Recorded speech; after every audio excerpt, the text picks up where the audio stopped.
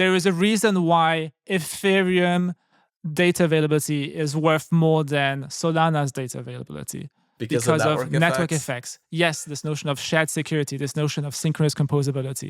Because of the economic security.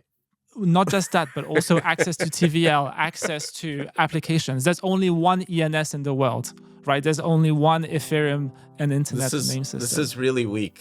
This is why I think it's ugly and it's not fixable. It's not a fundamentally hard thing. Welcome to Bankless, where today we're exploring the frontier of Ethereum versus Solana in debate-style format. This is Ryan Sean Adams. I'm here with David Hoffman, and we're here to help you become more bankless. So on the debate track today, Ethereum versus Solana. We've got a conversation between Ethereum researcher Justin Drake and co-founder of Solana, Anatoly Yakovenko. Now, both of these were previous Bankless guests. I'm sure you know them from their respective communities. The prompt for this episode was really simple. Give us the good, the bad, and the ugly of each other's respective blockchain ecosystems. Take the conversation wherever you want. You could talk about architecture, you could talk about economic security, and indeed the guests did. David and I tried to give both guests time to debate each other with minimal intervention, and I think at times this went well. At other times, it probably caused us to go down into semantic rabbit holes fairly deeply. But overall, I think both guests were able to communicate their main messages throughout this episode. Sometimes they were attacking, sometimes they were defending, occasionally they were throwing each other compliments. It's a very entertaining episode overall. If you pay attention to Anatoly and Drake on Twitter, you'll know of a couple of topics that are coming your way. Is economic security a meme? Is issuance a cost? Some big dividing lines finally get sussed out in long form on this episode. How did this episode come to be? It was actually kind of spawned out of just a simple ping from a member of the Bankless Discord asking if it would be possible to get Justin and Anatoly on a podcast together to have a debate. And I was like, I also want this. And since it didn't really hurt to ask, upon asking both Justin and Anatoly said, yeah, sure. And so after a bit of scheduling, here we are. I think the one thing I'll say about this episode and generally like crypto at large, when people enter crypto, they generally find a tribe pretty quickly. Like you come into crypto, you learn about it, and then you learn about a layer one that you like identify with more than others because it aligns with your vibe. The how and why people become members of the tribe is like, personally, I think one of the more interesting things to explore in crypto. And you can really see it come out in this debate. You can really see some of the dividing lines between just who Justin is and what Ethereum is and who Anatoly is and what Solana is.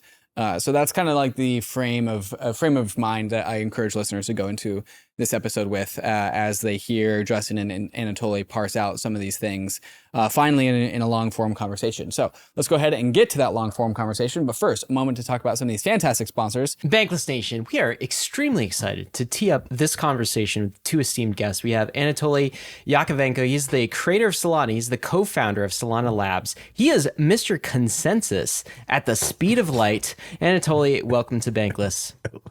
Love that intro. Thank you for having me. And in the other corner, I don't know if I should do a fighting meme for this, but Justin Drake, he is a researcher at the Ethereum Foundation. He is Mr. Ultrasound Money. Justin, welcome to Bankless. Thanks for having me as well. Guys, this is going to be a conversation between some of the design decisions and differences between Solana and Ethereum. I think this is a conversation that the entire crypto community will tune in for. And it's great to have you both. I think the way we're going to organize this is in a few sections. So the good, the bad, the ugly. First, we're going to talk about the good. Then we're going to talk about maybe the bad, the things that are correctable over time. And then we're going to talk about the ugly. And of course, we can veer from one section to the other as you guys see fit. But let's start the conversation with something hopeful, something optimistic, the good side of things. I want to start the question with you, Justin. So let's talk about the good. What is good about Solana from your perspective? So if I were to think of, sorry, I was just unmuting. I had to unmute. I was muted. Sure. So if I were to have a metaphor in mind, I'm thinking of the good as a bucket with balls in it. And I actually think of the good bucket as being the one with the most balls. So the largest one with the most volume. And Solana has lots of obvious good balls in its bucket. It has a very high throughput. very low fees, very good UX, low latency. It has good traction, millions of users. It has good adoption, good financial performance. Actually, that has been amazing, right? We've seen Solana raise to basically position number 3. So if you go to CoinGecko and sort by fully diluted valuation, Solana is the number 3 layer 1. And I'm tempted to change the quote by Michael Saylor and say that there is no fourth best. If you look at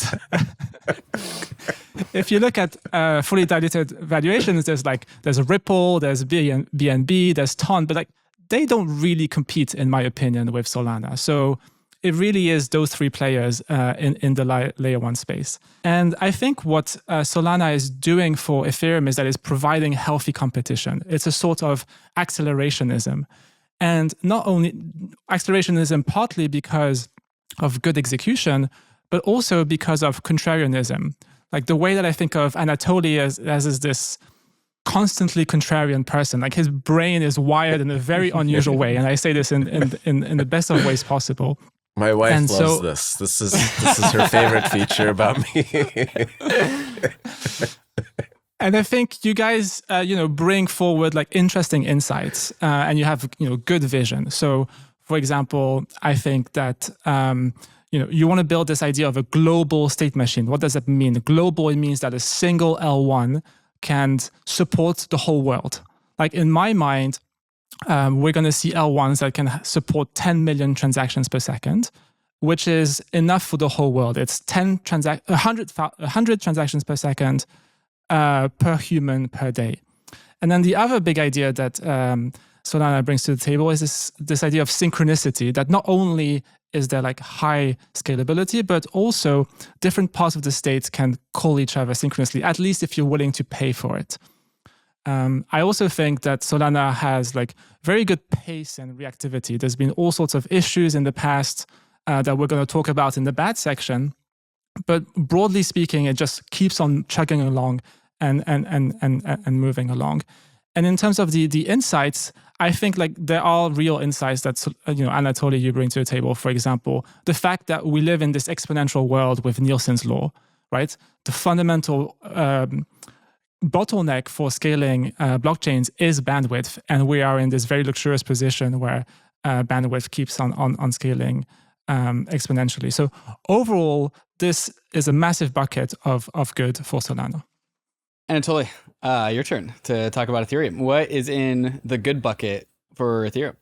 I mean, tons of stuff. Like, I think what I envy out of Ethereum is the mainnet has a very large distributed network across a very large number of physical end nodes and very large number of actual internet links. So when you look at it as a whole and you think of like, what are these networks supposed to do? The mission that Ethereum has, it's supposed to provide security guarantees that are stronger than an honest majority. Because if you end up with like accepting honest majority guarantees, which is fine for a lot of use cases, it's a multi-sig at the end of the day.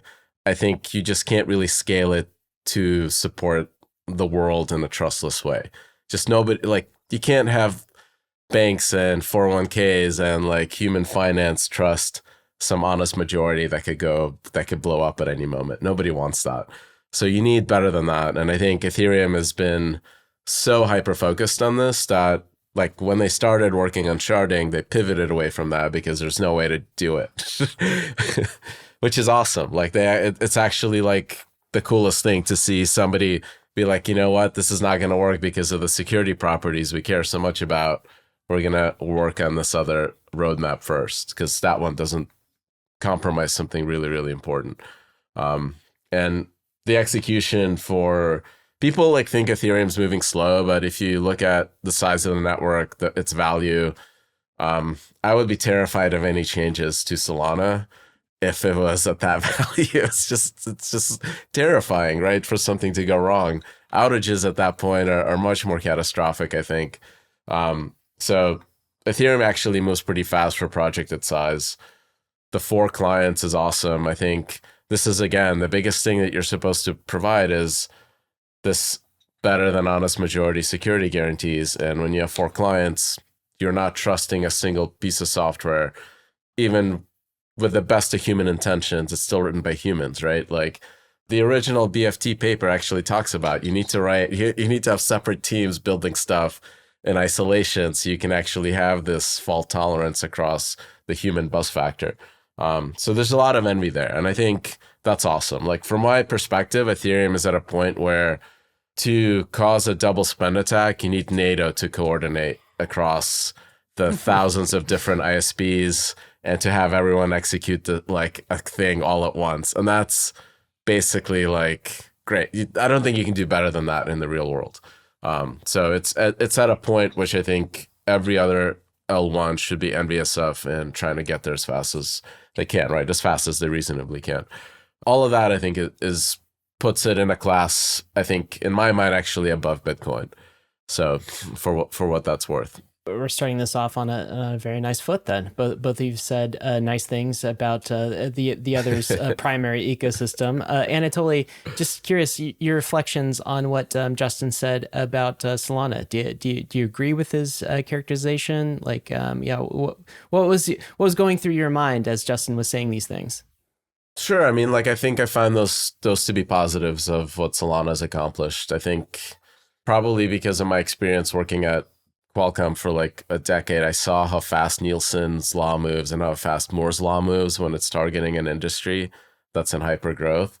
And you just kind of, your brain as an engineer shifts. You're not writing for code for hardware today or yesterday even. You're writing for hardware that's going to be out in 2 to 4 years. So you're expecting just everything to get faster. So this is something that I think has been something that I've been like kind of hitting the table with to all the engineers that are working on Solana is you got to build things to scale as if the hardware is twice as fast. Just assume it's going to be twice as fast, how you're writing the code, how you're designing the SIMDs and kind of leverage that. And I think that focus has paid off, honestly. Like that was a big bet that a small team, like a very small team that had way less funding than all our competitors took from 2018 to 2020 to launch. And we launched faster because we're like, don't make this complicated. Just throw a thread pool there. It takes work, right? It takes engineering, but it's much easier to think of problems like, okay, like even look at proof of history. It's not, I remember talking to Justin like a week after we like became an official company about VDFs. And our solution was this very, very extremely dumb approach. Just verify the VDF with as many cores as you have available to you. And don't worry about this fancy math that I don't understand if it's secure or not. And that worked. So like stuff like this, I think is underappreciated. And I'm glad that, Justin has recognized that in some ways. So Justin Anatoly has said some nice things about Ethereum, said it would take NATO to disrupt the network and cause a double spend. And like maybe they couldn't even do it, said it's, more, I forget the phraseology, Anatoly, but like on a higher pedestal than Bitcoin, let's just say. So what was going through your head as Anatoly was extolling the virtues and the values of Ethereum there? Yeah, so one thing that Anatoly said, which I agree with, is that it's kind of bad design nowadays to try and rely on honest majority. And it is true that our previous sharding design did rely on honest majority, but this is something that we have moved away from just through technological innovation. So now there's this idea of data availability sampling where you don't have an honest majority, you have an honest minority. And we have this new flavor of sharding, which is dank sharding. And not only have we removed the honest majority assumption, but we've also added synchrony. So it used to be that we had a 1024 or 64 asynchronous shards that would each have its own independent proposer. And instead now we have kind of this one big proposer that basically publishes a big block that everyone is capable of verifying is indeed available using very, very little bandwidth. And this technique is called data availability sampling. I think Anatoly had a podcast called No Sharding, and eventually decided to change the name. And I think this is good because the fundamentals are really in favor of sharding, or at least dank sharding. In terms of other things that he said, one is that it's very, very difficult to double spend Ethereum. Now, while I agree with that statement, I think this is kind of the wrong lens. And the reason is that there is a much easier attack than double spend, which is basically around censorship and liveness. So Anatoly focuses a lot, in my opinion, on safety. And to a very large extent, I agree that safety is not an issue. One, because the validity of blocks can be checked by full node. So if you try and just create an invalid chain, it will just get rejected. And for specifically reorgs and double spends, there's this notion of slashing. It's just so expensive to do the attack that it's basically impossible. But there is like these more subtle attacks around liveness and censorship resistance, which I think are the ones that are most important, and I think are ones that Anatoly is under-indexing upon. And maybe we can talk about this later. And then another thing that Anatoly said is SIMD, and maybe the listener might not know what that means, so I just wanted to highlight it. It's the equivalent of an EIP for Solana, and it means Solana Improvement Document. Beautiful. As we kind of wrap up this good section, I want to give also a chance for each of you guys to maybe elevate something that is unsung about your own ecosystem. So Anatoly talked about what's good about Ethereum. Justin talked about what's good about Solana. All of a sudden, this is really feeling like therapy, but we'll ignore that. There's something wrong with therapy, David. we did not mean for this to feel like a therapy session, but nonetheless, here we are. But maybe Justin, maybe you can advocate for Ethereum. What's something unsung about Ethereum that you think is definitely in the good category that is worth elevating? And of course, we'll go to Anatoly afterwards. Right. So one of my mental models is that the layer one space is winner take most. And so we need to ask ourselves, who is going to be that winner? Like, what are the selling points? What are the structural advantages? And in my opinion, Ethereum has won in the sense that it is the place with the most network effects, with the most liquidity. It is the one that is the most mature, the most secure. And so that is maybe like the best compliment that you can give to Ethereum is that it's preordained in some sense, as Anatoly mentioned, to flip Bitcoin and become number one. And this meme where there's this guy who says it's not just about winning, but everyone else needs to lose. Well, it's a little bit like that, just because of market dynamics. Like, I really do see a world where at the layer one level, the network effects are so strong that it makes it extremely difficult to be an alternative layer one.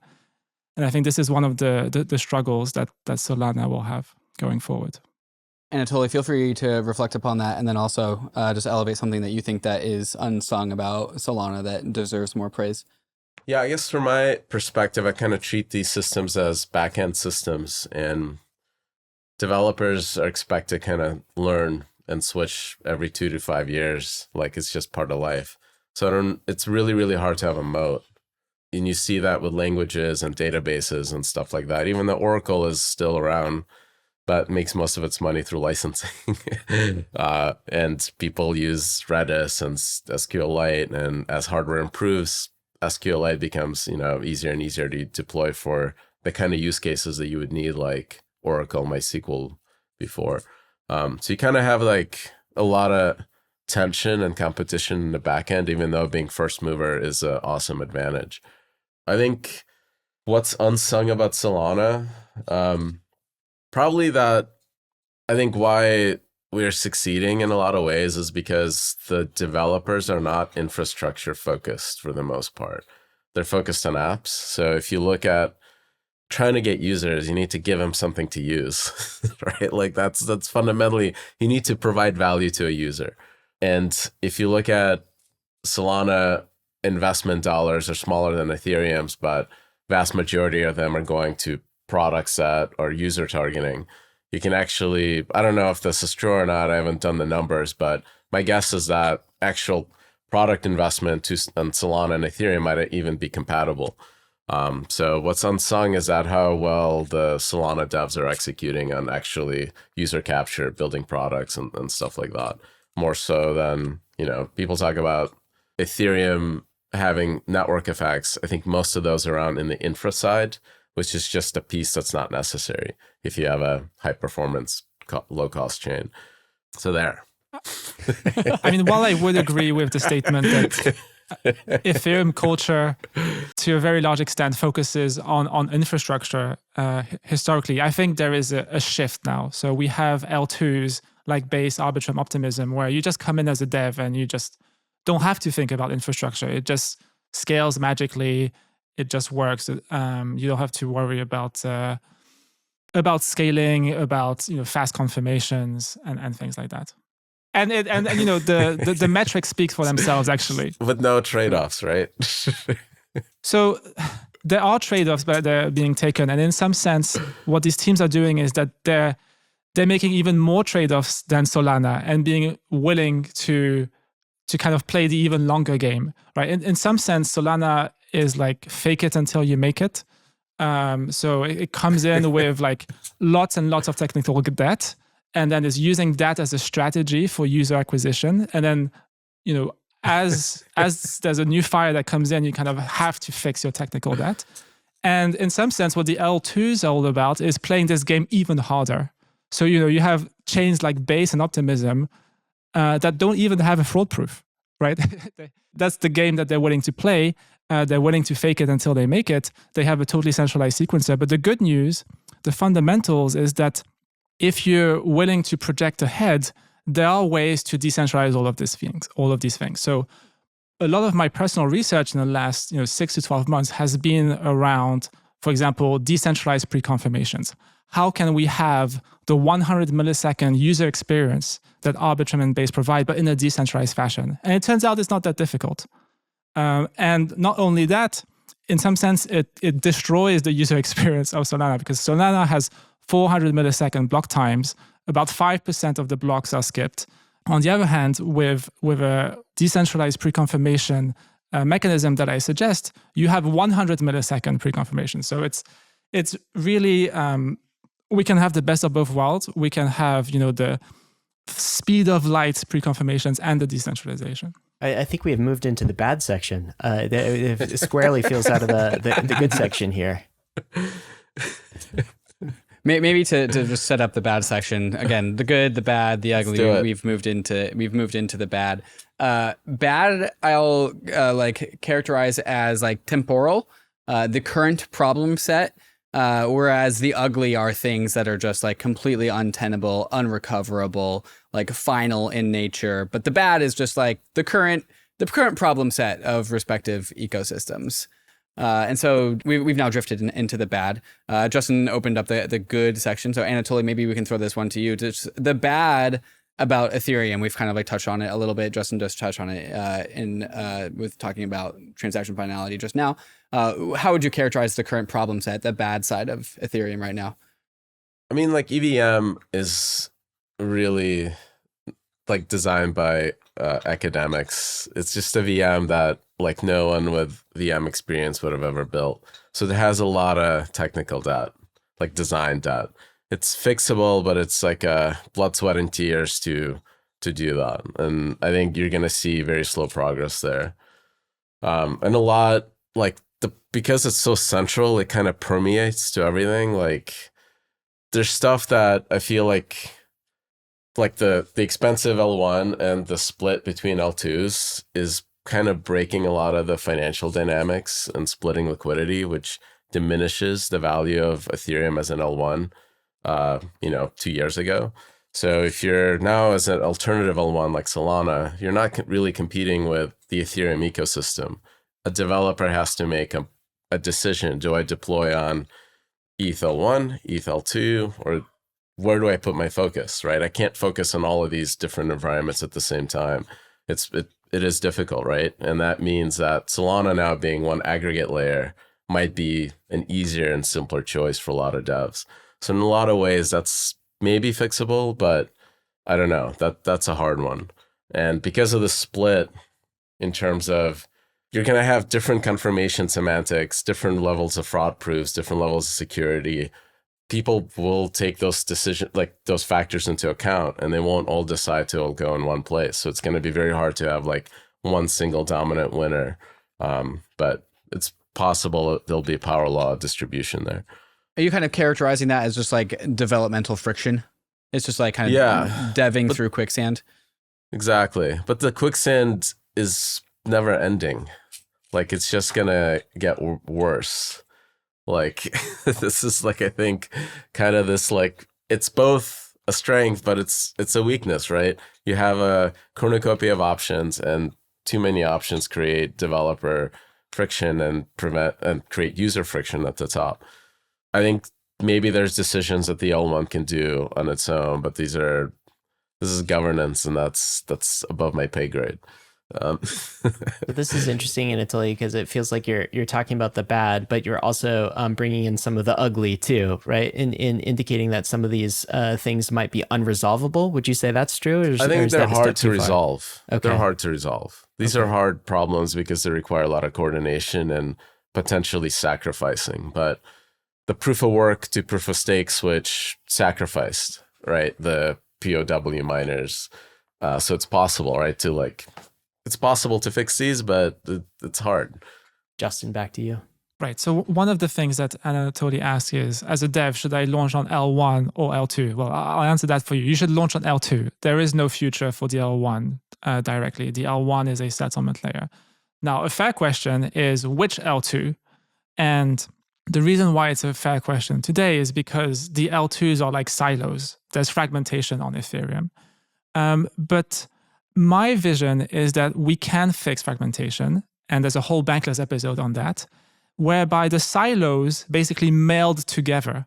It's almost like what we're left with is the boundaries between a smart contract. You could argue, for example, that Aave and Uniswap being separate smart contracts are in some sense siloed, but really you benefit from synchronous composability. So synchronous composability is the strongest form of melding and removal of the frontiers. Now, it is true that it's going to take significant amount of engineering to get to this magical land of synchronous composability. And there's two pillars that were discussed in the episode. One is shared sequencing. That is actually fairly trivial, technically. It's mostly a coordination thing where we all need, as an ecosystem, to choose a sequencer that we will use as the shared sequencer that can give us synchronous composability. And I have a specific thesis here, which is that the based sequencer, meaning the L1 sequencer, the Ethereum sequencer itself, is the primary candidate to be that shared sequencer.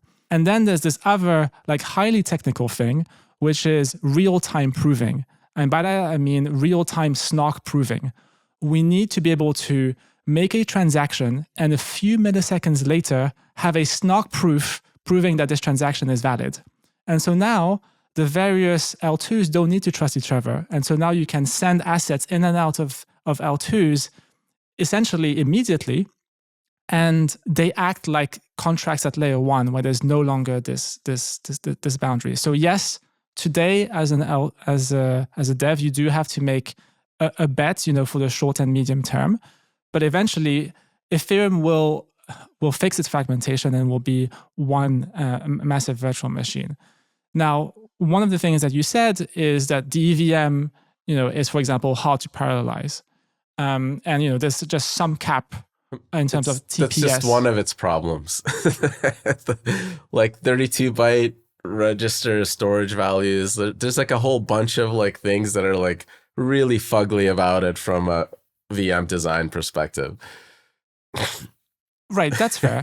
But like these 32-bit registers, what do they ultimately impact as performance? So like any single instance of the EVM will have some cap on how many transactions per second they can process. Let's say that this cap is, X. Well, what we can do is just have multiple instances of the EVM, right? We can have 1,000 instances. And now with synchronous composability, if you're willing to pay for this, then you basically have the ability to spread your state across multiple instances of these EVMs and still have them act like one super EVM. Now, another thing worth mentioning is that we don't have to use the EVM. The beauty of rollups is choose your virtual machine. And if it turns out that SVM is like the best and greatest virtual machine for the rest of humanity, well, guess what? What we're going to see is we're going to see SVM rollups. And there's actually teams building exactly that. One of the best teams on Solana has migrated away from Solana and is now building an L2. They're building a rollup on Ethereum, putting the SVM there, And they essentially decided to really buy into this thesis that the L1 is winner take most, and Solana is probably not going to make it as an L1. And so really, the next best thing that they can do is launch as a roll-up on Ethereum and be a dominant execution chain on top of the... I think you're a little bit misstating their intentions. They're going to run a product on Solana and one on Ethereum. I don't think they're going to migrate away. Go ahead. Sorry, I didn't mean to interrupt you, but like you're kind of overselling. No, this that is the end of of my rant. Like, you don't have to use the EVM. If you don't if it turns out SVM is the answer, Ethereum will use the SVM. So the core benefit of what Solana does is global synchronization. And when you move stuff into L2s and pre-confirmation, you're effectively running a centralized exchange. Like, it's trustless and you can verify it, but you have a single spot, whether you're trading in New York or Singapore, where stuff happens. And that's fine, but that's not a single giant global state machine. Like, the whole point of Solana is to synchronize data around the world. The fact that it's high throughput, the fact that it's in parallel and all this other stuff, these are secondary effects. And why data synchronization is really, really important is because if an event happens in Singapore, that newswire has to go travel to the market where it's executing in New York. And by the time it gets there, what I want is the markets running in Solana to already reflect that price. So a trader that gets that newswire in New York cannot arbitrage it between their centralized L2, their NASDAQ exchange. Doesn't really matter to me what that is.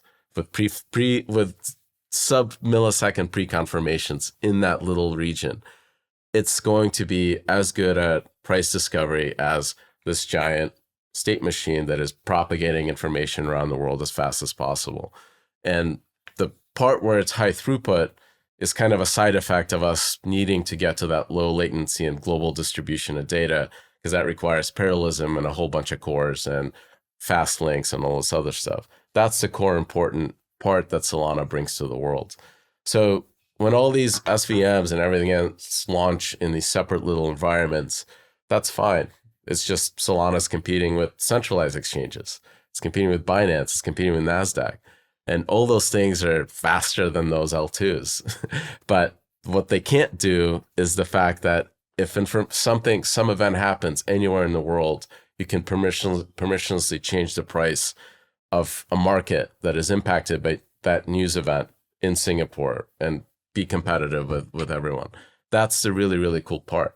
And when I think about like the world in the future, like 100 years from now in sci-fi finance land, I see that as the winning piece. I don't see all this myriad of different environments with local markets and local information kind of synchronizing in these local spots. I see one giant state machine with neutrinos going through the center of the earth because that's faster. So you're highlighting three things. One is that we're talking about throughput. Two is that there's latency. And then three is this idea of synchronicity where everything comes together. And you're saying that throughput is not very important. It's a commodity and everyone have it. Great. I would say that's maybe one of Ethereum's biggest weaknesses. And so if it's going to become a commodity soon, that's all the better for Ethereum. Now, the other thing that you brought up is synchronicity. And here, I do think we can fix Ethereum's asynchrony using real-time proving and shared sequencing. So now let's focus on the middle one, which is what you say is the most important, which is the latency aspect.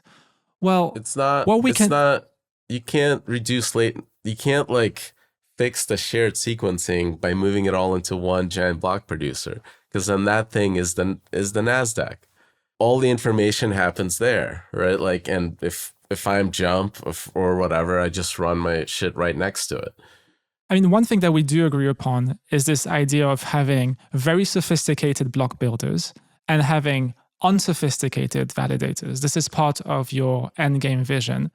And really what we're saying here is that the sophisticated entity, which is only the leader for a very small amount of time, for 12 seconds in the case of Ethereum, is getting rotated on a continuous basis. Now, are you saying that this number 12 seconds is just too long because there's just too much time to have a monopoly on global state? Yeah.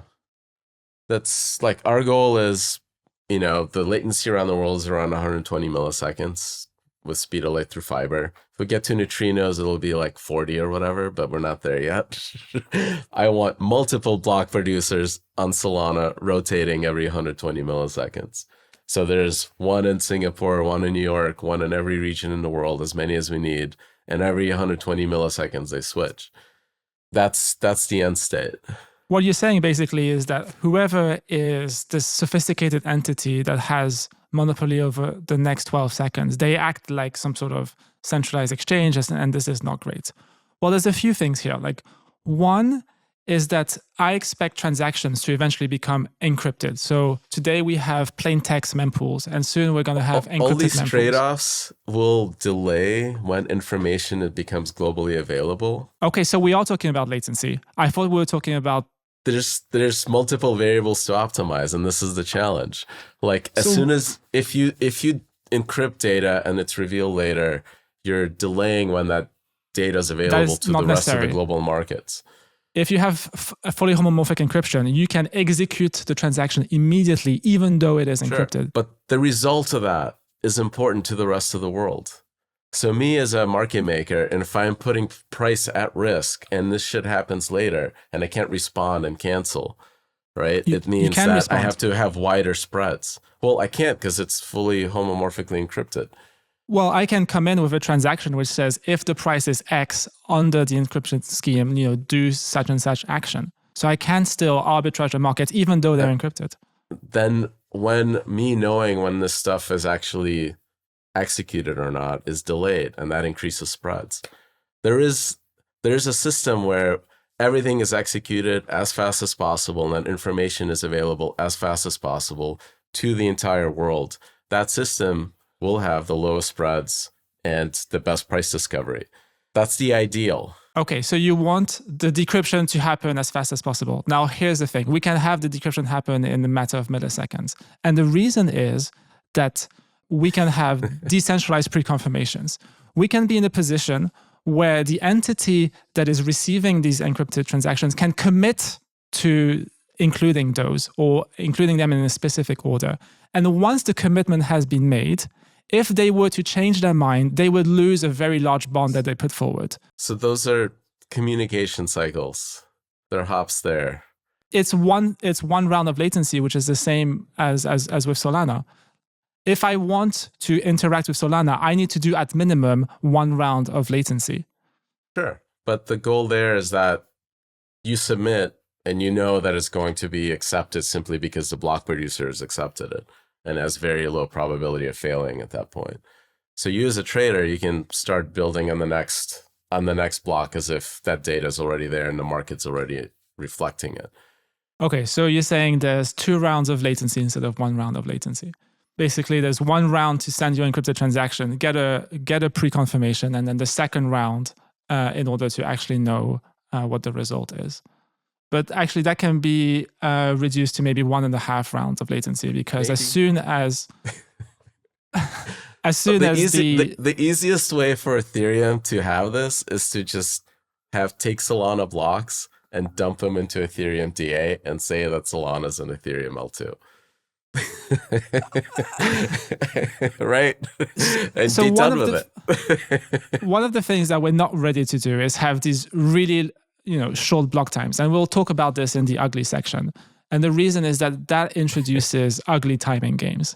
And that starts weakening the security of the chain.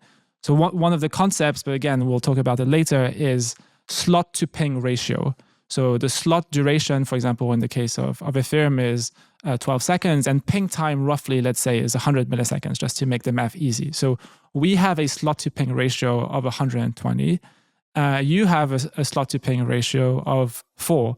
And I believe as soon as you get kind of close to 1, even 4 is kind of relatively close, you start getting these weird effects where even optimizing a few milliseconds gives you a crazy edge. And so then you end up in a position where all the participants, the validators, the block builders, everyone is basically, building radio towers and, programming FPGAs. And it is not fine for the validators to have to have access to radio towers. That is not fine. The verifiers don't. Like the validators are the people verifying the data. They're going to be receiving it sprayed around the world. That I don't think that matters there. We've already seen timing games in Solana where, Sure. the validators are willing to, to wait a little bit so they have a bit more information. They can get a similar edge just by optimizing their latency and using radio towers. That's fine.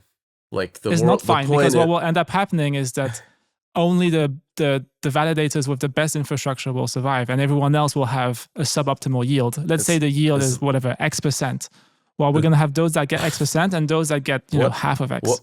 What's the difference between the super MEV optimized yield on Ethereum versus plain vanilla yield? Is it 4.4 versus 4.44, something like that? One of the things I've tried to do when thinking about Solana is actually trying to steelman it. Okay. And it turns out that block building specifically, and I think this is something you might agree with, is something that can be decoupled from validation. So we already have proposer-builder separation, but we can go even further. We have this notion called execution tickets. We have this notion called execution auctions. I don't think all the latency games with block building and MEV will be relevant in the long term. So that's squarely kind of a temporary bad thing. But what is much more fundamental is timing game for attesters, those that are making the votes. They are meant to be as unsophisticated as possible. And I think this is something you agree with. Now, if I am an attester, a voter that has, let's say, 20 milliseconds or 50 millisecond edge over all my other fellow attesters, I'm going to be making more money. How? How? Because I'm going to be making more informed vote. Like whenever I vote, I'm going to be voting correctly on the head as opposed to voting on some sort of block that gets reorged and then me not getting the way that Solana distributes data is you get effectively a sample that the rest of the network has to block. So there's very little to optimize there. Even if you're you're talking about like it's a very small portion of the overall returns for the validator to skip, to never pick a bad fork. It's a 1/100th of a percentage. Because when the way Turbine works is that you receive a whole bunch of samples from the rest of the network, and you know that everyone in the network got the block. So if you vote on it, you know that everyone else is going to vote on it. Like, you don't need to wait to 2 to 15 milliseconds to see, do I see anyone else vote on it and vote on it too? Especially in the environment where the validators don't execute any code. They just vote on, did I receive the data? Are we picking this fork or not? Like when you look at Solana, it's a long run of blocks that are all built on top of heaviest fork. So what percentage of blocks actually are forked? It's 5%. So like 5% of your votes are skewed. It's a insignificant difference in return. But that's today, but that's not the fundamentals. And the reason is that put yourself in the shoes of a block builder, sophisticated, who has the right to build the next block. No, like the returns from votes are not tied to the value of the block. They are. Well, they are. It's subtle. Put yourself in the shoes of a block builder for the next lot. What they want to do is they want to gossip and build their block at the very last moment. And the reason is that from their perspective, every millisecond counts. And what they're going to do is that they're going to gossip the block right at the point where whatever a number of votes they need, let's say it's 2/3. Let's say they need 2/3 for their block to get accepted. They're going to gossip it just at the point where 2/3 plus 1 of the validators are going to see it. And then 1/3 of the validators, they're just not going to see it in time. And so they're going to vote on some parent or some other block. And they're going to get penalized. And these effects are just massively amplified when the slot to ping ratio is too small. That's not what we see in the data. You actually see... That's because today the blockchain is immature. Revenue we don't even have PBS on Solana. Just come on, you're not revenue on Solana is equal to Ethereum. Yeah, but you don't L1. have PBS. You don't have PBS. This is something that's coming soon, presumably. Like I'm gonna have a call with the Jito guys on PBS specifically. Like this is something that is basic infrastructure in 2024 that you don't have. The actors on Solana are not acting rationally. Like they're just running the default software because they're not sophisticated. But over time, and this is something that we've learned. The amount of benefit that you get is insignificant because you only have 400 milliseconds to build your block. You will get overrun by the next guy. And if you will miss your block, you miss it. You miss all the rewards there. You said it yourself. You only have 400 milliseconds. So let's say that you have a tiny edge. Let's say you have 40 millisecond edge. That's 10% more MEV. Why would you wait to transmit your block at the last moment and let the next guy an opportunity to overrun you? Why wouldn't you transmit your block as fast as possible? Because you're going to submit it right at the point where 2/3 of the validators are going to see it on time and 1/3 of the validators are going to be excluded. Why is that more profitable than to do the Because default? you win a few more milliseconds versus the naive strategy. Milliseconds in terms of what? MEV? Yeah. And like if you have 400 millisecond slot times, 4 milliseconds is 1%. And as a block builder, I'm competing relative to the other builders. And so my profit margin might only be 1%. And so by having a 4 millisecond edge, I could double my profit margin. I don't think so. I just don't see that as like a realistic result. Look at Ethereum right now. What is the difference between a totally no MEV client and a fully maximum MEV client in terms of APY? It's huge. It's like something like 2x difference. No, it's not. It's like 4.4 versus 4.5 APY. No.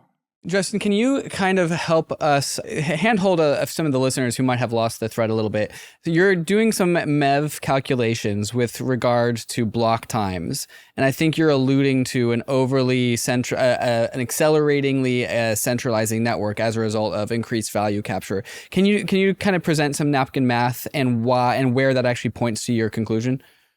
Right. So as a rough heuristic, MEV grows linearly with time. So if you have 400 milliseconds, that's worth twice as much as having 200 milliseconds.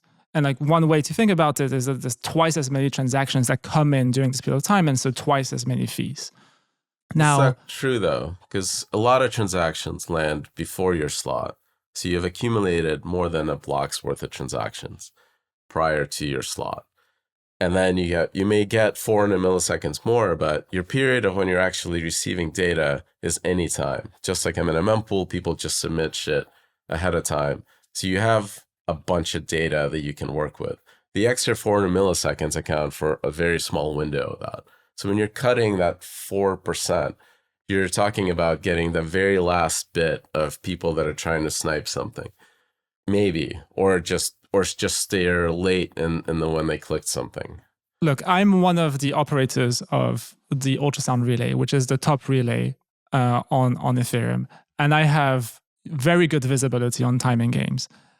All the builders will collocate, all the relays will do crazy optimizations to shave a few milliseconds. This thing is real, even with 12-second block times. It's going to get insane when the block times are 400 milliseconds because the marginal improvement, for every, let's say, millisecond that you get, from a relative standpoint, it's much bigger, return on investment than with Ethereum, where you have 12 seconds. I think when you have high throughput, the number of transactions you're dealing with is much higher, and any individual one, the ROI is much lower. So you're like talking about median fee on Solana is 0.2 cents.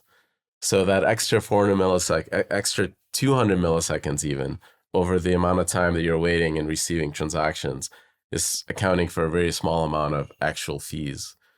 No, I mean, if your slot time is 400 milliseconds and you have a 200 millisecond edge, which you wouldn't, that's too high, but let's say you have a 40 millisecond edge, then you get 10% more time to build your blocks and you get 10% more transactions and therefore more fees. You get a bunch of transactions before your block starts. But these are the ones that the previous builder didn't want to pick. Like they're like garbage transactions. These are just people retransmitting and trying to land. And like They're not garbage transactions. They're okay, but that retransmission is a Solana problem. Like this is not something that we have in the context of Ethereum. In the context of Ethereum, we have low value transactions that kind of just sit in the mempool for slots and slots and slots. They're all low. Like the median transaction fee in Solana is 0.2 cents. So it doesn't matter what the median transaction fee is. Sure. So the average transaction fee is 2 cents, let's say. That last 200 milliseconds is going to get you 500 times what, 2 cents worth of extra data maybe at the best. But don't you just make it up on volume? I think that's Justin's point is like, sure, we're measuring things in milliseconds. Those transactions are not higher ROI. You can go compute this. Go look at the flooded transactions and see, do you actually get higher value transactions in the last 40 milliseconds versus the first? And even then, does it even matter to delay sending the previous transactions versus just, I have 400 milliseconds left in my block, I will take the highest paying transactions at the last moment and send those out. Like there's no real, like, you have to show me that there's a massive financial advantage to not transmit whatever you have early in the block, because you only have 400 milliseconds and you got to generate those ticks and send them out. And this is happening in Solana in a current environment. We only have one block producer, but the design is for concurrent block producers. So now you have multiple block producers around the world that are not aware of what the other one has. So they have to race to fill the block together. And if they delay and that one particular one gets dropped, that guy has pushing his boundary in terms of losing all his block rewards. I feel like some of these details maybe require some follow-up, like after the episode, if Justin wants to like prove something to Anatoly and Anatoly wants to refute it. The interesting point here is I think the goal of Solana is to solve these problems with hardware. Right. We reduce the block times to what the physical limit allows, let's say 120 milliseconds. We have multiple block producers that requires more bandwidth. So we need more cores and bigger pipes. And we create this very highly competitive environment from the hardware itself. So when you have these games, it's very, very hard to get an edge over the default. And that's possible you may get an edge in any given time, but it's not going to be 20x or 10x. It's going to be basis points. So I want to zoom out at this point. So last time we kind of handed the mic to Anatoly, who mentioned the bad. If I were to sort of summarize the bad, it's almost like the bad and the ugly. I think what you were saying, Anatoly, we got in the minutia of like millisecond block times and MEV and all of this. But I think what you're saying is the reason Ethereum is under optimized is because it's not doing transaction confirmation as close to the speed of light as possible, right? And like it's not propagating this global shared state at that level. The longer the window you have, the longer that window is for front running and queue jumping, and the transactions go up and the spreads go up and the fees go up, and the worse experience it is for users. So Justin, what's your take on that? That like we got, without going to the minutia, I don't know if you want to steel man Anatoly's case for this, but like why does Ethereum not do this? Why is this not bad for Ethereum not to optimize for global shared state at near the speed of light, as he's saying in the way he's saying it? Maybe give your reason for that, and then maybe you could get into some of the bad that you see on the Solana side of things. So one of the pieces of good news here is that at the end of the day, it's largely a parameter. Like it's some sort of number that we can pick. How many milliseconds per slot? Is it 400? Is it 12,000? And if Ethereum got it wrong, then maybe this is something that we can change. The way that I see it is that it boils down to this slot to ping ratio. So like we're bottlenecked by speed of light here. It takes roughly 130 milliseconds for light to go all around the Earth, and ping times, roughly can be approximated as 100 milliseconds. And what happens is that there's boundary effects between the slots that are on the order of this ping time. This is where the so-called timing games can be played. So if you have 120 ping ping times that are all, one next to the other, and then you concatenate the next one, like where they touch each other, like where there's potential for timing game is actually very, very small. But once your slot times become so small, then the edge cases start to accumulate. This is all of Solana engineering is in solving that. And this is how Turbine and Proof of History and all this stuff works well together, is that boundary is deterministic from any validator's perspective. Like, so when you receive all the data from potentially n number of block producers, how you receive it gives you a very, very good statistical guarantee that everyone else saw the exact same partition as you. Timeliness is fundamentally subjective. There's no way to have a global agreement on when we receive. Every different validator sees the packets at different points in time. And all of our engineering is to make the best case the average case. This is what all of Solana's engineering is about, is make sure what when will happen my is that the validator... block builders will gossip the block just at the right point so that 2/3 of the validators see it on time. They vote, can't. the block gets accepted, and then 1/3 of the validators are left in the dust. They can't do that because of how the blocks have to propagate through Turbine. It's a deterministic path that shuffles the data around the world with erasure codes. So when I receive it and recover that block, I know that with a very high guarantee that everyone else has done the same thing. So when I vote based on that information, it's very, very sound.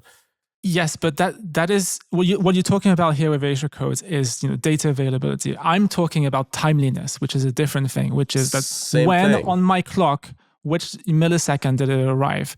And fundamentally, different routes on the internet take different amounts of time. There's jitter, there's all sorts of issues. And we sample all the routes. So when 50% of my routes for every shred that has to take a different path around the network arrive, I know that statistically they have arrived for the vast majority of the network as well. So when I vote, I know it arrived for everyone else.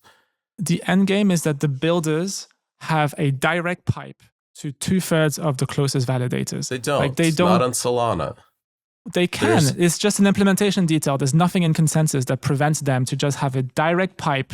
Co-location. Justin, why does that matter? Why does any of this even matter? Why have we been talking about this for so long? There's a global world, right? If you have your direct pipe is as fast as everyone else's, because you still have to get your blocks to the validator on the other side of the world. The reason it has matters, to go through the same fiber. The reason it matters is because it is a centralization vector. What happens is that it elevates the barrier to entry. In order to even be able to play the game, you need to have outstanding networking infrastructure. You don't. And by outstanding, I mean above and beyond what is available to the commoner. Like one of the things every commoner can go look through their phone book and find a data center in their city that has data centers won't 3. make it. And part of the reason is that you're going to need access to private no, you won't. Links that only the HFT firms have. That is where we're heading. No, you don't. This is like that. That's just the world to get this validator. If the Solana network is actually distributed around the world, in the world where everyone stuffs older validators in two data centers, that's bad. But if the validators are actually physically distributed around the world, those HFT links are not going to help you. There's going to be incentives for the validators to migrate. Okay. Why? Why? Because they're going to be closer to the builders, therefore they're going to be able to make better votes and therefore have a higher. I feel like this again, like I've said, you can't make better votes to get an edge when every block is built on top of the heaviest fork. So because and you have statistical sample that tells you, everyone else saw this block. This is the whole point of Solana's design, is to eliminate the forking choice from that as much as possible. So Anatoly, is your prediction that making these design decisions for Solana will not result in centralization of the network in the way Justin's describing? And Justin, is your prediction that these design decisions will centralize the network in the way that you're describing? It feels like we won't be able to resolve this in the scope of this conversation. We just have to kind of wait, do we not? And do we have any concrete predictions that either of you would make at some point in the future so that we could look back on maybe years from now and say, oh, this is how it happened. Like one of us was more right than the other. Justin, do you have a concrete prediction here as to like what the outcome of this might become, so we can table this topic and move on? Yes. So if Solana does go forward, towards its end game, where it reduces slot times to the minimum, let's say 100 milliseconds, and this is my understanding of what Anatoly wants to achieve, then yes, I think we're going to see hyper centralization within any given slot. So in slot N, what we're going to see is like all your testers just being in a data center or in a few data centers that are all proximate to each other. And Anatoly, if you are right, none of that happens, right? That this remains with kind of like the properties Solana has today remain in place. It doesn't centralize in the way Justin's talking. I think if the parameters are set correctly, that we have 130 millisecond block times, you can have a validator anywhere in the world and vote, and you will get about the same APY as anyone else. All right. I think the difference is going to be basis points. Well, the future, we'll have to see in the future. We'll have to replay this clip in particular, and see which prediction pans out. We're still on kind of the bad section. So Anatoly had the floor. I think that was definitely the ugly section, right, Justin? It's all combining, isn't it? Justin, do you want to give your take on either the bad, the ugly, or both for the Solana side that's outside of the scope of the conversation that we just had? So something new.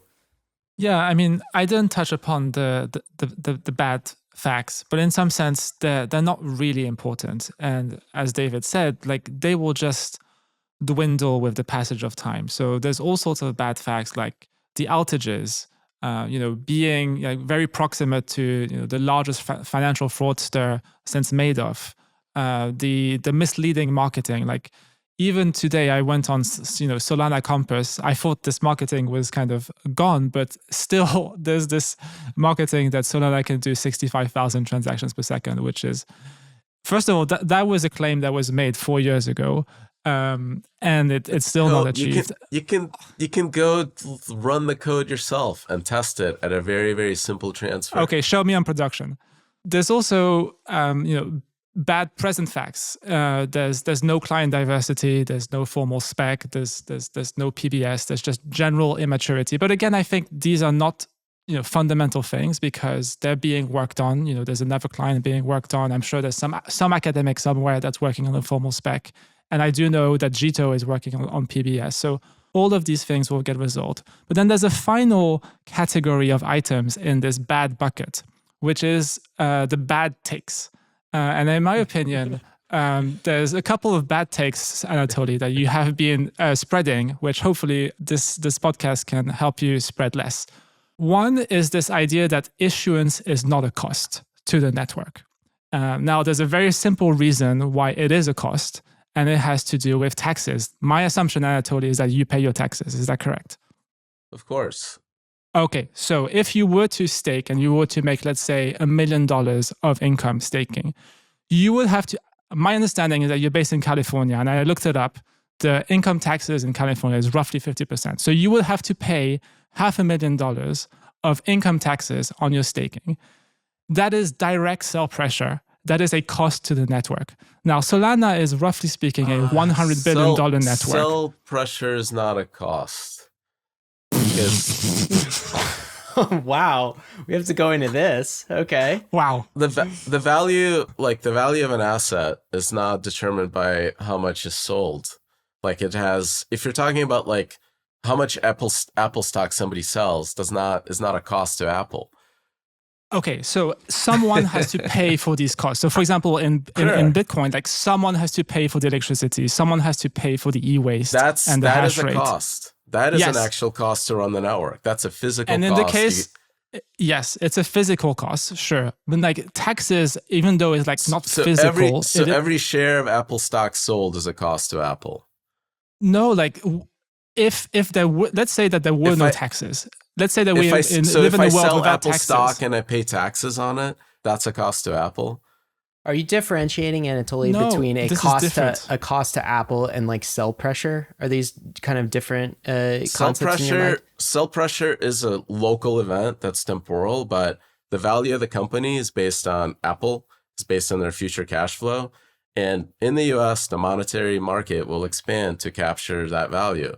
Somebody will go buy all that stock because the future cash flow of Apple is worth so much. So like selling Apple stock is not a cost to Apple. That's like obvious to everyone. Apple does not issue stock to pay for its security. So Solana is a roughly $100 billion network. Roughly speaking, 5% of issuance per year, which means it's not for its Solana, security. Which security means that the network doesn't come from the issuance. That's absurd. $2.5 billion per year of taxes is being borne by the Solana token holders. If we were to live in a world where there were no taxes, then this sell pressure would not exist. That is definitely a burden to the network. This is like a complex thing to analyze because people that are offshore can earn their rewards offshore and only pay taxes on value they appropriate to the US. Okay, but let's take your example. Sure. Anatoly, do you contribute to sell pressure of Solana? Probably. But like, okay. Is that a burden and I pay my taxes. Okay, good. Yeah, of course. That does not change the future cash flow of any asset, like when somebody sells their stock. So it has no relevance on that. It is the exact same thing as proof of work. In the context of proof of work, the miners absolutely the opposite of proof of work. Proof of work actually have to go buy electricity and burn an external exogenous asset to run this. You have to go buy an exogenous asset called US dollars in order to be able to pay your taxes. And in doing so, you're selling your Solana. There's not a cost to the network. That's like... Anatoly, you said something else here, which is like issuance does not provide economic security. Did I hear you correctly there? I'm wondering if you could say that again. First, it does not provide security. Security of the network is the physical boxes and links. Like if I'm running a system that cares about detecting double spends and invalid state transitions, I run a whole bunch of nodes, a whole bunch of clients, and make it really, really hard for an attacker to partition my clients such that they can double spend. So if they try to double spend, they have to reveal two headers to two different sides of the network, and they don't know which nodes are mine, right? So it becomes more nodes I run, and the longer I wait, the harder it is for the attacker to do the double spend. So it's irrelevant. Like this is why we don't see double spends on the Solana testnet. We have as much economic security in the Solana testnet as the Ethereum mainnet. It's as good at defending against double spends. The Chihuahua Tendermint chain has seen as many double spend attacks as Ethereum mainnet because it's as good as defending it against double spends as Ethereum mainnet. So this ties into the second bad take that you've just spread and you constantly spread, which is basically that you're saying that economic security is a meme. And you 100%. Are right in the sense that economic security is not necessary to verify the correctness of blocks. I run a full node. If a block's invalid, I just filter it out. Yep. And then there's these two other things that economic security could potentially be helpful for. One is, as you said, double spends. Now, it turns out that doing a double spend, you need to have a very, very good reason for doing so. And there's a little bit of a tangent, but we can also just completely solve double spends with cryptography. There's this notion called one-shot signatures, and it turns out double spends is not fundamental to consensus. But now let's focus on where economic security is fundamental, which is to do with liveness and censorship resistance. Let's say that I can 51% attack a chain. Then what I can do is I can selectively filter out transactions. For example, I can filter out Oracle transactions. I could filter out liquidations. I could filter out fraud proofs. I could filter out buy orders or sell orders. I can manipulate markets. Now, let's say that I can make $1 billion manipulating markets through this selective censorship. And the economic security is, let's say, $1 million.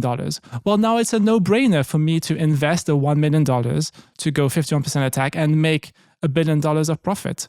And so economic security is not a meme. It is fundamental to censorship resistance. When you talk about security, it implies safety. No. Sure. No. There's two aspects of security, safety and liveness. This is basics. Sure. But when we talk about security, you would want to place safety over liveness. Right? No. They both are important. So you would allow a network to run with an invalid state transition. And under any No, they're both circumstances. important. We've talked about this. The invalid state transitions are easy to fix just because you can run a full node and you can just discard them immediately. This is something that has been known for 15 years since Bitcoin. If you run a full Bitcoin node and some sort of miner tries to create an invalid Bitcoin chain that prints, 10 trillion BTC, it will just get rejected. Of course. And that could cause a liveness failure if the vast majority of the network is trying to produce invalid nodes, like invalid blocks. You have no confirmation, you can't tell, right? It's effectively a liveness failure. So you pick safety over liveness. Any case, like economic security to a lot of folks implies safety.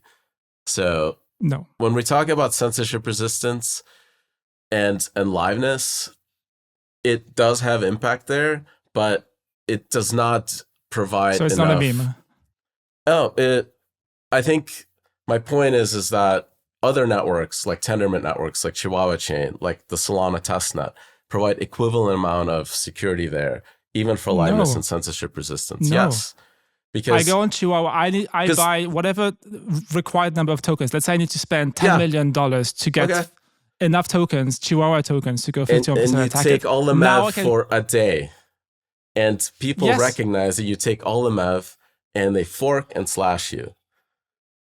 Okay, So so now- you do agree that now it basically depends on how much profit you make. Now, we have ambition in Ethereum, which is to be the internet of value. We want to have trillions, tens of trillions of dollars that are settled and traded on Ethereum. If you can disrupt the internet of value, even for 1 hour, even for 1 minute, that is worth an insane amount of money. It's not. And we cannot 'Cause have the rest of tens the of world, trillions of dollars secured by $1 billion of economic security. Go ahead, Anatoly. the rest of the world runs on T+2 to T+10 settlement. It handles trillions of dollars. It has outages all the time and liveness failures. It works. So you're trying to replace it with a better system. I get it. But you can't tell me that an hour outage or 10-hour outage is fundamentally going to stop the world and everyone's going to be in panic on fire. That's just bullshit.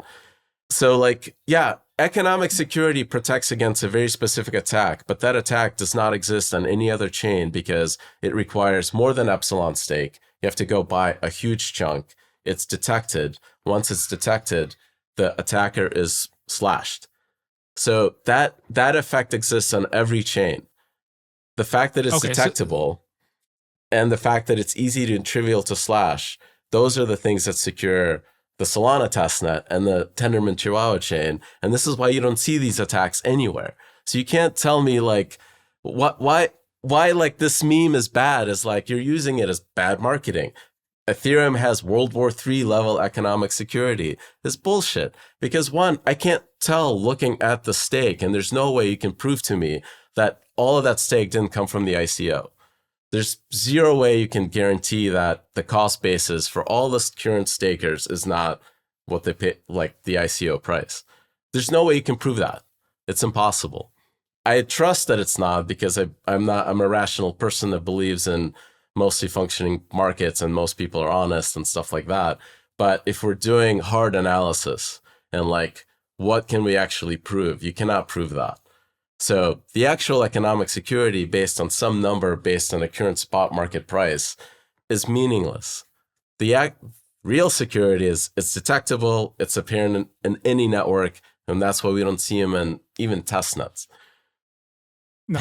So I think we've agreed that economic security is not a meme because it is relevant to this one specific, because it is relevant to this attack called censorship.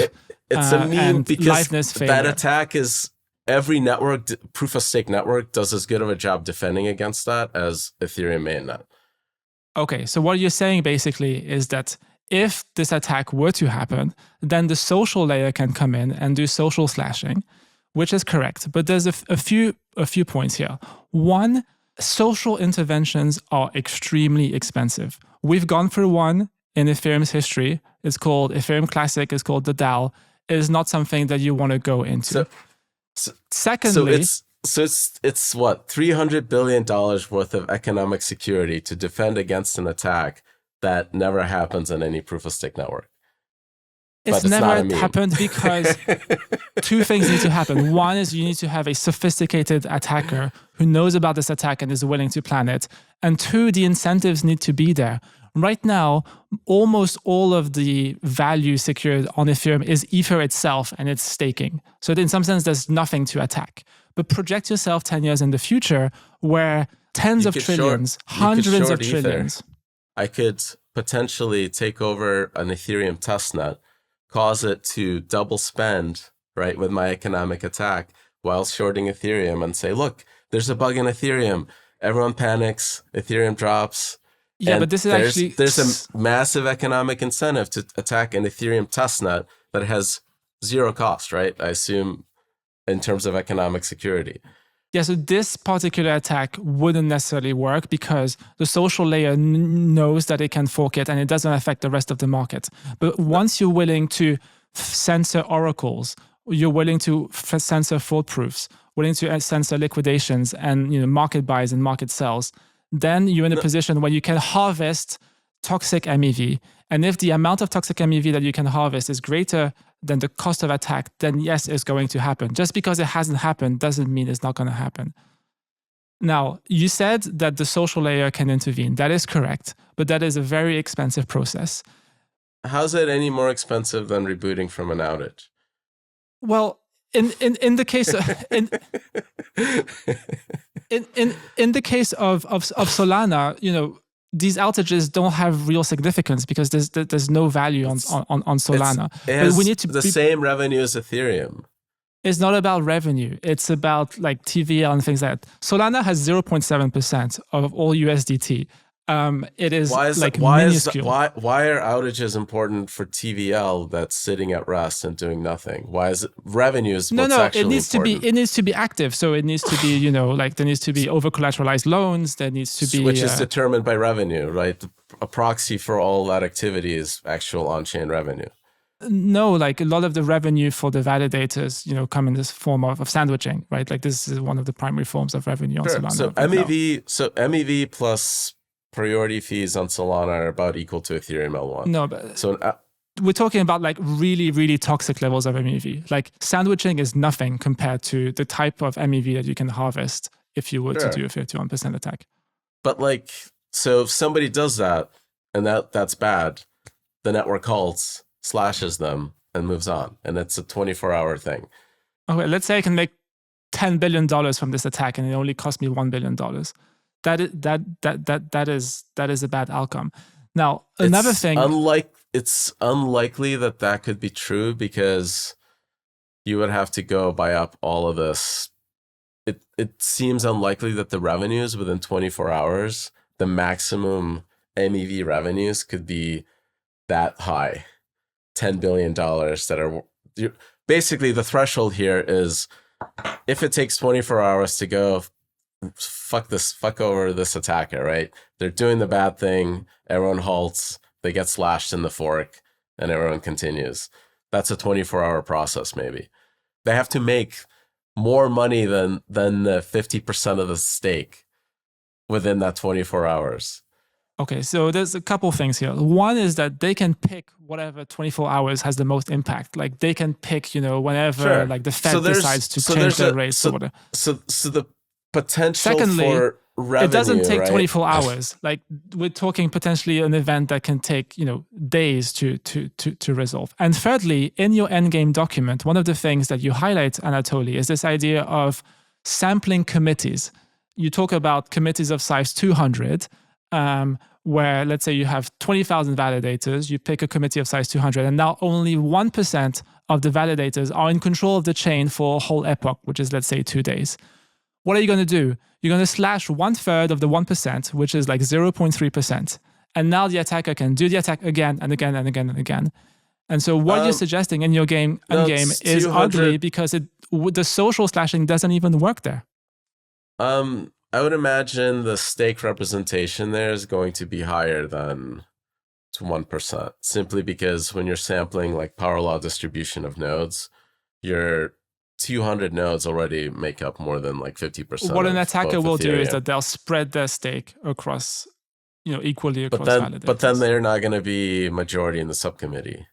They're only going to be picked, right? Like they need like if you have like 10% of the stake, you're going to be you're going to have 10% of the subcommittee. In any case, there is like a degradation of the amount that is slashed. You're not going to slash the whole attacker. The attacker can do the attack several times. Sure. And again, that's just like in Chihuahua chain.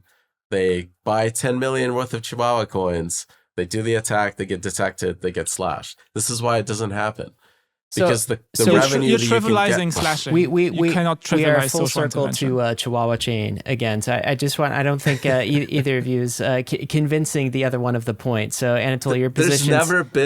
There's never been this level of attack in any proof of stake network. It happens in like proof of work networks because you can do an anonymous 51% attack. And this is like the big flaw in proof of stake, in proof of work. One is you can roll back 2 weeks worth of Ethereum Classic with an anonymous like chain of links, and nobody knows who you are, and you effectively like robbed everyone that believed the previous thing. But in proof of stake, you have branded validators that compete for stake, and like they're staked for an epoch, so there's a cooldown and warm-up period, so they're known, and it's very, very hard to get to even point to what you can do. And once you pull off the attack, everyone knows who did it immediately. Like it's just, and like the information is out there, so you're completely left yourself open to being slashed immediately. This meme is benign in Ethereum because Ethereum does a really, really good job with engineering, and they actually do have a lot of validators and a lot of links and independent clients, all that stuff they do. It's a dangerous meme for everyone else because people will, like Luna, will roll up to some absurd number of stake and say, we have massive economic security, where it's like not real in any way. And that gives people false confidence. I would actually like, what I would wish Ethereum would do is just like, forget that meme, just talk about the really excellent engineering. Like these attacks are impossible because the engineering is really, really good.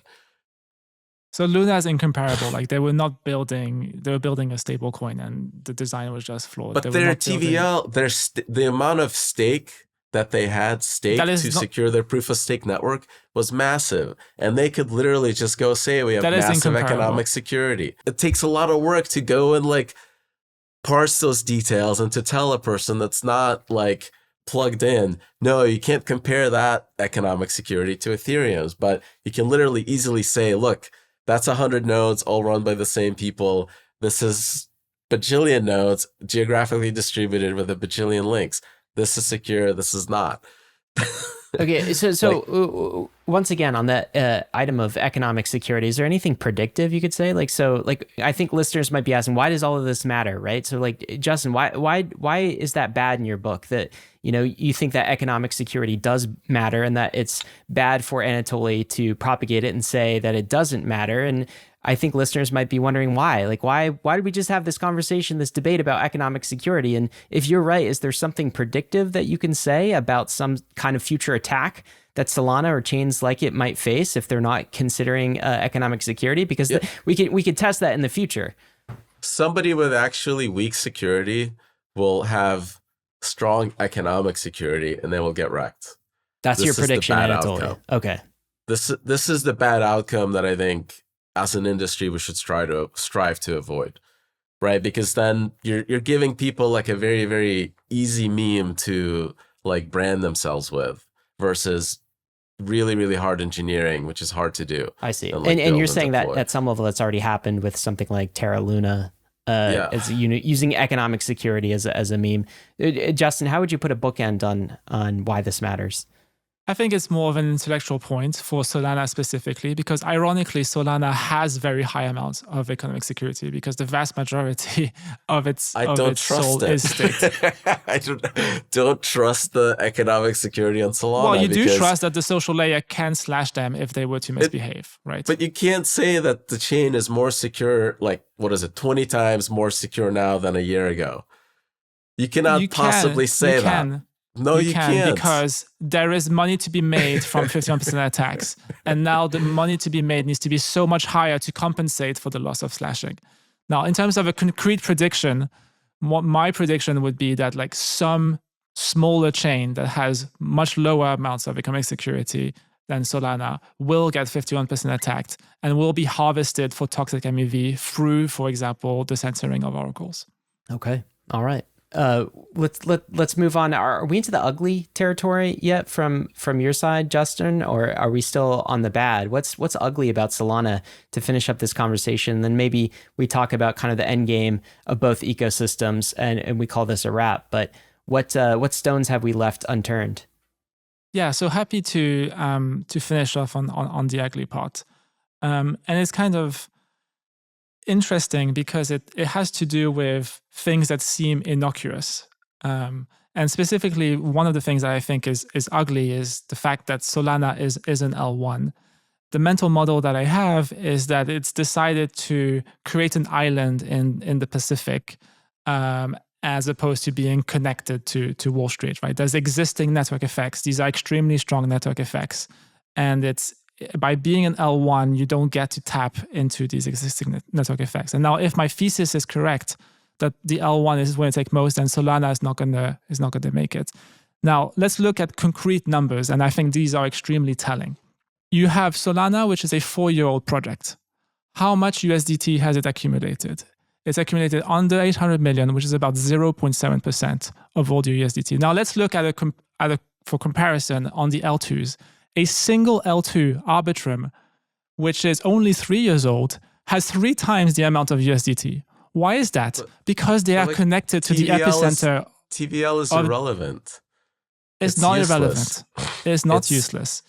It is. How much revenue is Arbitrum making off of that? A bajillion in USDT. Like who cares about it? I have no idea, but it is a sign that people are using USDT for loans and savings and payments and all sorts of all the reasons that USDT is used. That's actually like very, very misleading bullshit. Amount of TVL in a protocol is meaningless. Big data protocol had 6 billion TVL. What happened? That was an Ethereum protocol that had like a big run last cycle. Doesn't exist anymore. What happened? I thought TVL is really important. If the average user puts forward, $100 of USDT wherever they're living, and let's say there's $100 million of TVL in a specific chain, that means there's on average, roughly speaking, like 1 million users. If you have actually 1 million users that are actively using that money and doing commerce with it.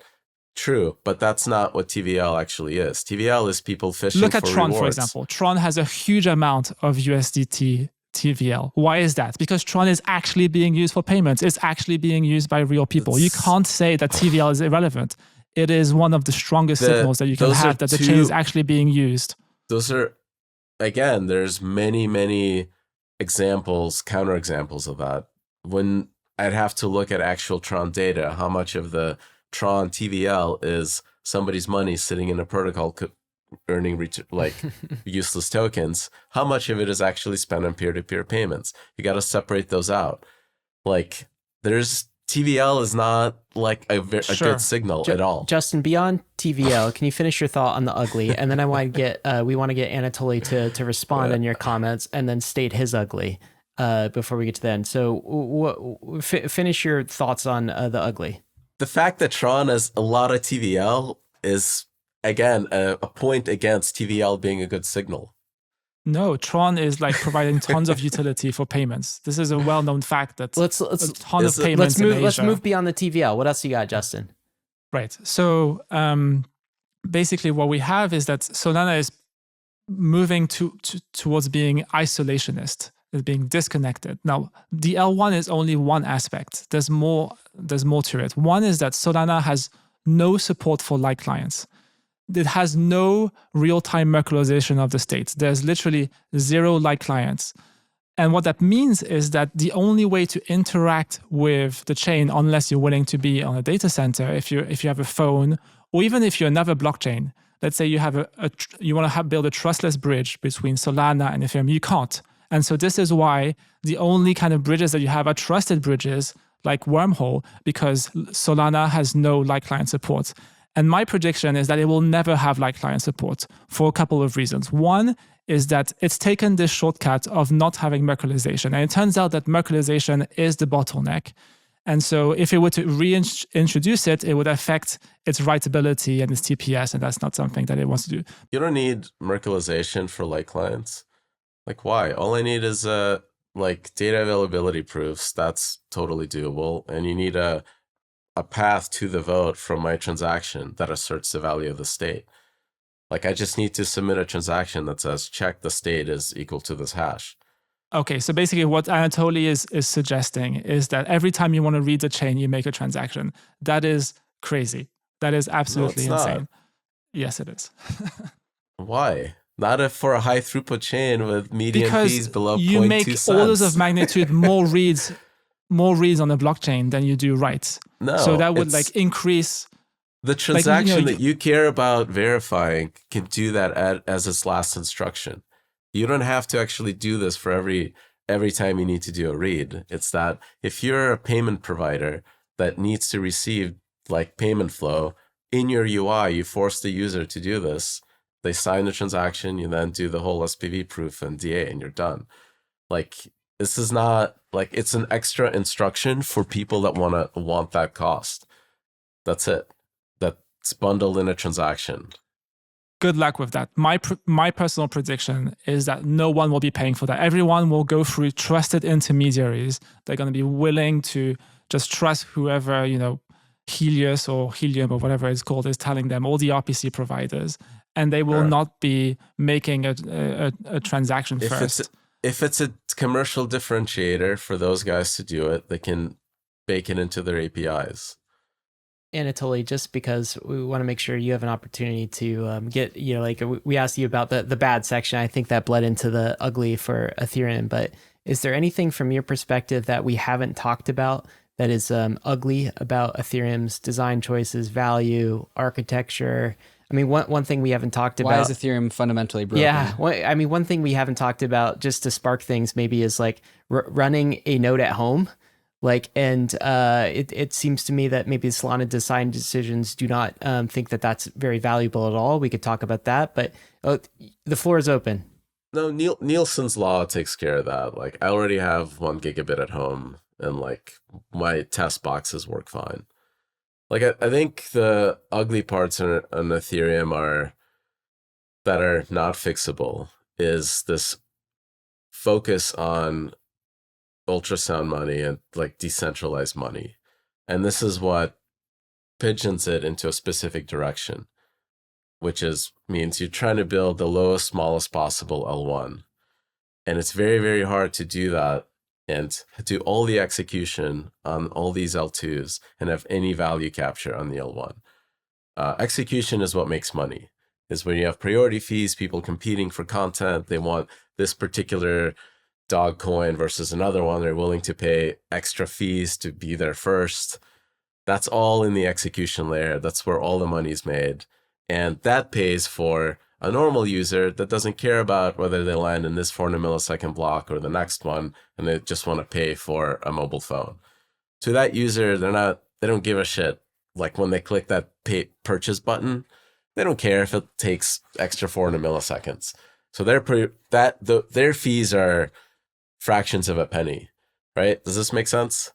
This is all because execution is able to capture high average fees and provide a low median fee. That's really, really hard to do in the settlement part.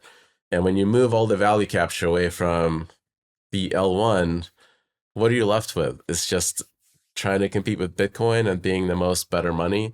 But that is not like real. It's a meme. Like decentralized money, like I agree is important. When my parents fled the Soviet Union, had these technologies existed, they would have preferred USDT on Tron versus Bitcoin or Ethereum. And there's no way you could convince them that, hey, you're going to take this massive move and flee this country, that if you take Ethereum, it's going to be within 90% of the value that you put in within a year. Because the variability and all this other shit makes it a much riskier bet. So like you need stable coins for normal people. So like once you accept that like as the thing, this like decentralized money meme is like puts you into design decisions that are all kind of like ruin the cool part of the network, which is like execution can pay for super fast, cheap stablecoin payments. Justin, I want to get you to respond to that, and then we'll end with closing thoughts from each of you. So, how do you respond to what Anatoly said about the ugly of Ethereum? So Anatoly is right that there is no money to be made, no value to be captured in the settlement of execution, which is just verifying a SNOC. But there is this other part of settlement, which is data. And it turns out that data scales linearly. You know, SNOCs are magic. This is exponential scaling where you can take arbitrarily large computation and shrink it down to a single SNOC. You cannot do that with data. Like every user needs to consume a certain number of bytes.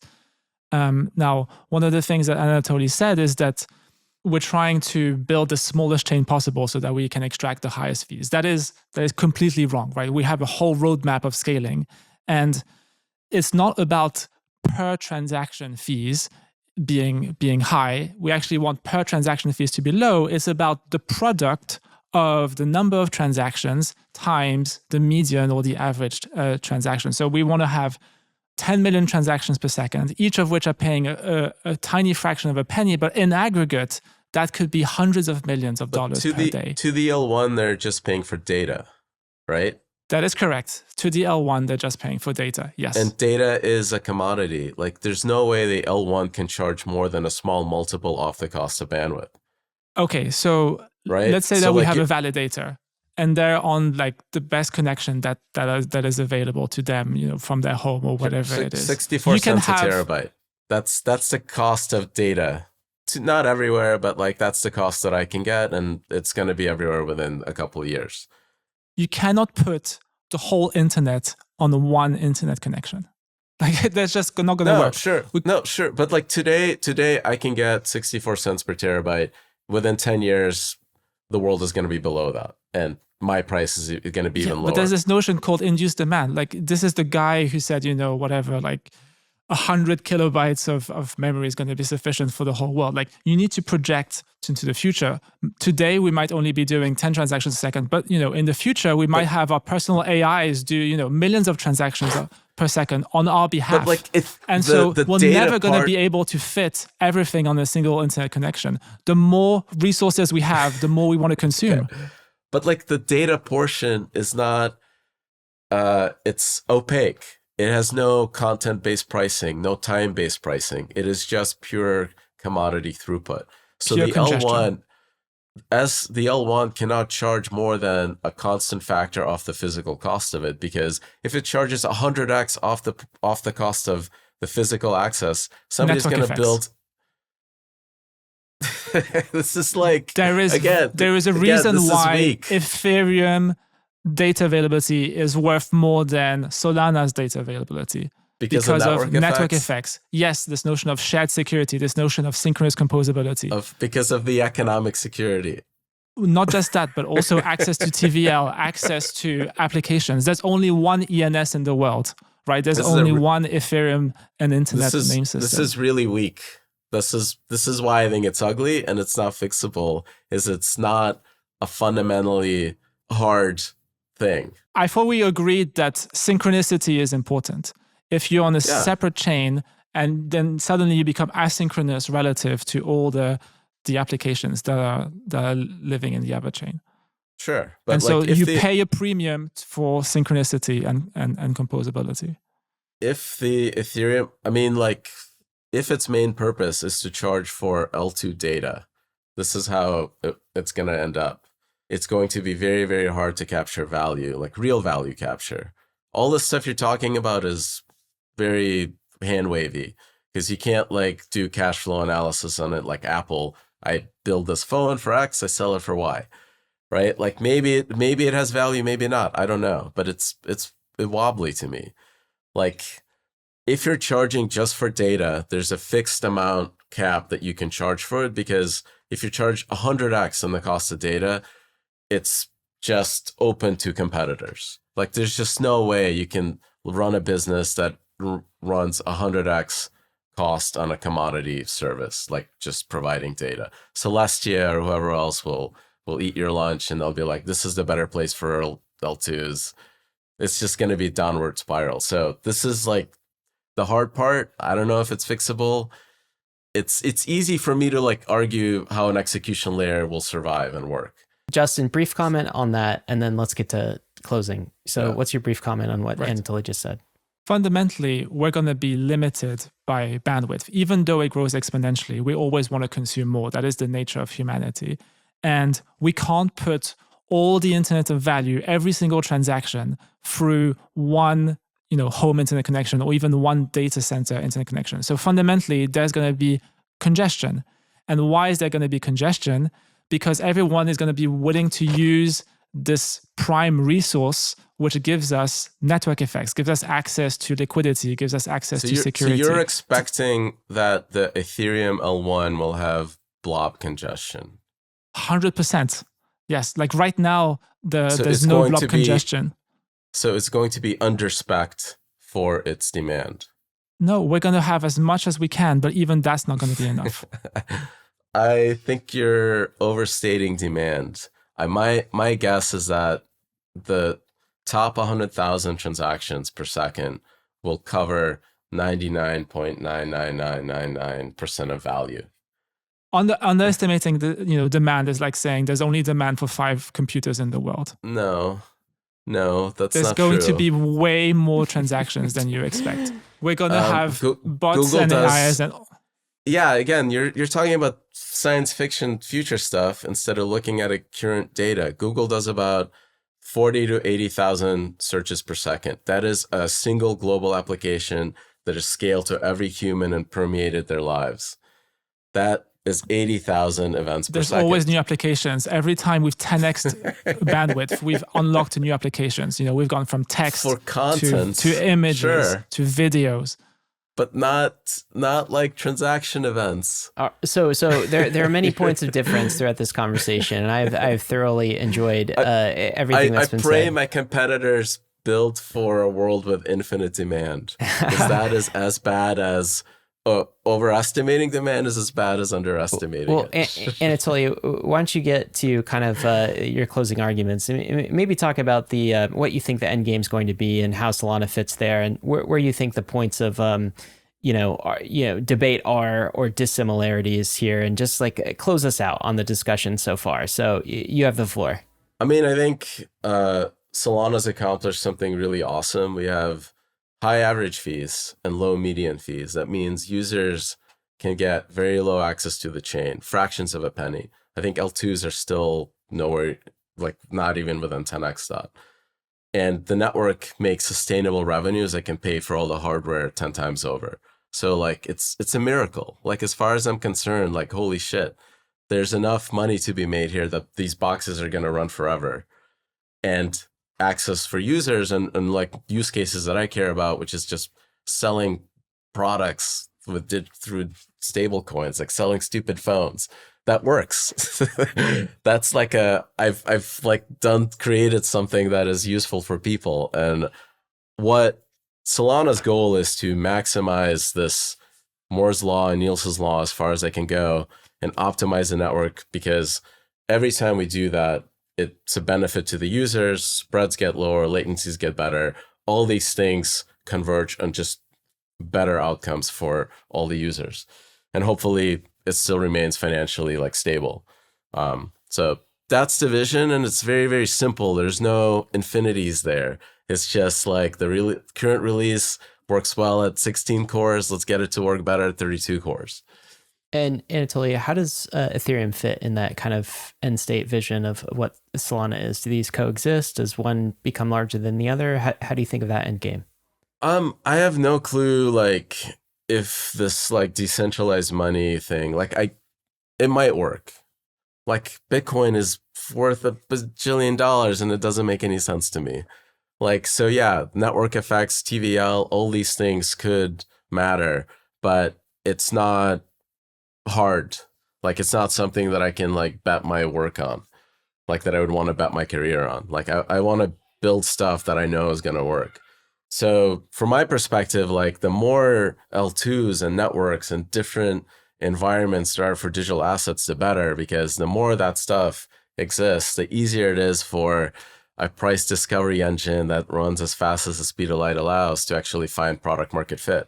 There's just more stuff to do price discovery on, right? Like, so please go build as many L2s as you can, build as many ultrasound monies as you can. Like, go forth.